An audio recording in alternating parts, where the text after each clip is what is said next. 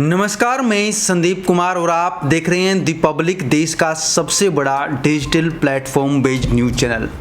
आपको बता दें कि दिल्ली की हालात के बारे में, दिल्ली जो देश की राजधानी कही जाती है, दिल्ली जिसे देश का दिल कहा जाता है, उसके हालात के बारे में आप भली भांति जानते हैं।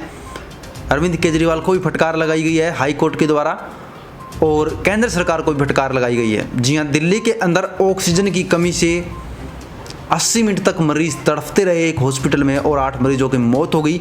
और दिन प्रतिदिन ऑक्सीजन की कमी से या कोरोना की वजह से मरने वालों की संख्या लगातार बढ़ती जा रही है। और यहाँ पे डायरेक्टली कोर्ट ने कहा है कि सेना की मदद क्यों नहीं ले रही है दिल्ली सरकार। क्या दिल्ली सरकार बिल्कुल नाकामयाब हो गई है कोरोना को काबू करने में? और ऊपर से मोदी सरकार पर भी सवाल उठाए जा रहे हैं, क्या मोदी सरकार भी देश के अंदर कोरोना काबू करने में नाकामयाब हो गई है? अगर ऐसा है तो इस हालात को कैसे निपटाया जाए, चलिए आपको कुछ खास विशेष रिपोर्ट देने वाला हूं। लास्ट तक देखिएगा, इस वीडियो को लाइक के साथ शेयर कीजिएगा, सब्सक्राइब नहीं किया है तो सब्सक्राइब भी कीजिएगा। बड़ी खबर में आपको बता दें कि 80 मिनट के लिए बिना ऑक्सीजन के था दिल्ली का ये अस्पताल। दिल्ली के बत्रा अस्पताल में ऑक्सीजन की आपूर्ति खत्म हो गई, 80 मिनट तक कोई ऑक्सीजन नहीं मिली, जिसकी वजह से 8 लोग भी मारे गए।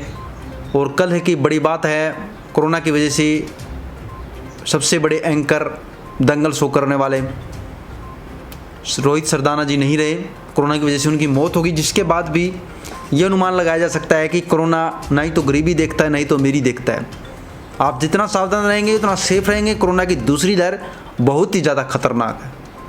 कोरोना की दूसरी लहर का सबसे बड़ा मेन जो लक्षण देखा जा रहा है, शरीर के अंदर बुखार तो होती है, साथ में ऑक्सीजन लेवल है उसको गिरा देता है, सांस लेने में दिक्कत होती है और जिसकी वजह से बहुत ही जल्दी जो लोग मर रहे हैं। आपको बता दें कि ऑक्सीजन टैंकर अस्पताल में 5 मिनट के भीतर पहुंच रहा है। इसी बीच हाई कोर्ट ने कहा कि अस्पतालों को अपने अनुभव से सीखना चाहिए और अपने स्वयं के ऑक्सीजन सेंटर स्थापित करने चाहिए। यानी कि सुपर स्पेशलिटी अस्पताल ने भी इस मुद्दे को उठाया था, जिसके बाद जस्टिस विपिन सांघी और देवपल्ली की पीठ इस पर सुनवाई कर रही है।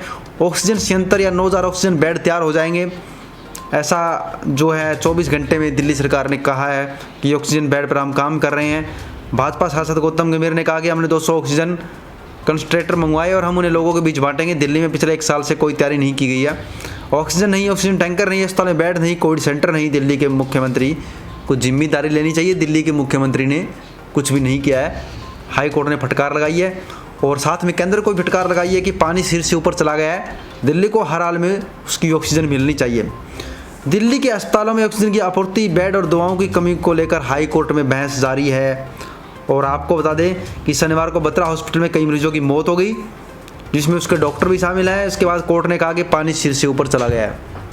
केंद्र सरकार को आदेश देते हुए कहा कि दिल्ली को आज हर हाल में उसके कोटे की ऑक्सीजन दे। ऑक्सीजन की कमी हुई मौत पर अरविंद केजरीवाल ने कहा कि खबर बहुत ही ज़्यादा पीड़ादायक है। उन्होंने कहा कि समय समय पर ऑक्सीजन देकर उनकी जान बच सकती थी। दिल्ली को उसके कोटे की ऑक्सीजन दी जाए। अपने लोगों को इस तरह होती मौतें अब और नहीं देखी जाती। दिल्ली को 976 टन ऑक्सीजन चाहिए, लेकिन केवल 312 टन ऑक्सीजन दी गई है। इतनी कम ऑक्सीजन में दिल्ली कैसे सांस ले? वहीं इससे पहले बत्रा अस्पताल ने दिल्ली हाई कोर्ट को बताया कि सुबह से ही ऑक्सीजन की कमी से जूझ रहा है, उसके पास ऑक्सीजन का पूरा स्टॉक खत्म हो गया है, जिसके चलते कई लोगों की जान चली गई है, जिसके उसके डॉक्टर भी शामिल है। हालांकि कुछ समय पहले ऑक्सीजन टैंकर पहुंचा, लेकिन तब तक कई लोगों की मौत हो गई थी। दिल्ली उच्च न्यायालय ने अस्पताल को ऑक्सीजन जनरेटर स्थापित करने का सुझाव भी दिया। 307 मरीज भर्ती है इस हॉस्पिटल में, जिनमें से 230 को ऑक्सीजन सपोर्ट पर रखा गया है। वहीं दिल्ली सरकार द्वारा उठाए गए कदमों और उनकी सफलता को देखते हुए कोर्ट आग बबूला हो गया और कहा कि अगर स्थिति अपने संभलनी नहीं तो सेना की मांग कर ली जाए। दिल्ली की सरकार के द्वारा सेना की मांग करनी चाहिए। हाईकोर्ट ने कहा कि इस वक्त हर कोई तनाव में है, यहाँ तक कि हम खुद तनाव में हैं। कोरोना की स्थिति काफ़ी भयानक है। अब बात करते हैं असली मुद्दे पर, राजनीति। देश के अंदर कोरोना बढ़ रहा है, लेकिन राजनीति भी उतनी ही बढ़ रही है। देश के अंदर कोरोना के केस बढ़ रहे थे, पश्चिम बंगाल के अंदर चुनाव हो रहे थे। देश के अंदर कोरोना बढ़ रहा है। जिस टाइम कोरोना की रफ्तार इतनी ज़्यादा भी नहीं थी, उस टाइम लॉकडाउन लगा दिया गया। लेकिन आज कोरोना काफ़ी भयानक है, कोरोना खतरनाक है। फिर भी केंद्र सरकार लॉकडाउन को लेकर कोई निर्णय नहीं ले रही। हाई कोर्ट भी लगातार फटकार लगा रही है कि सरकार कुछ सोचें, सरकार स्थिति को कंट्रोल करें। अगर ऐसा ही रहा तो ये बीमारी महामारी में बदल जाएगी, लोग सड़कों पर आ जाएंगे। लोग जब प्रदर्शन करेंगे सरकार के खिलाफ तो स्थिति काफ़ी भयानक हो सकती है।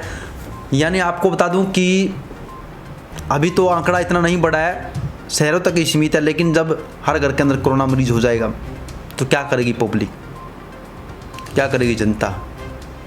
इस पैसे का, इस जीडीपी का भी क्या करना जब हर घर के अंदर कोरोना हो जाएगा, कोरोना से मरने वालों की संख्या बढ़ जाएगी। जब देश के अंदर लोग ही नहीं रहेंगे तो देश की जो आर्थिक स्थिति उसको सुधार कर क्या करना? सबसे बड़ा सवाल है। आम लोग काफ़ी परेशान है कोरोना जैसी स्थिति से निपटने के लिए। तो इसके बारे में आप अपने सुझाव कमेंट कर सकते हैं। जुड़े रहेगा दी पब्लिक चैनल के साथ, बने रहिएगा। इस वीडियो को लाइक शेयर और चैनल को अगर आपने सब्सक्राइब नहीं किया है तो सब्सक्राइब जरूर कीजिएगा।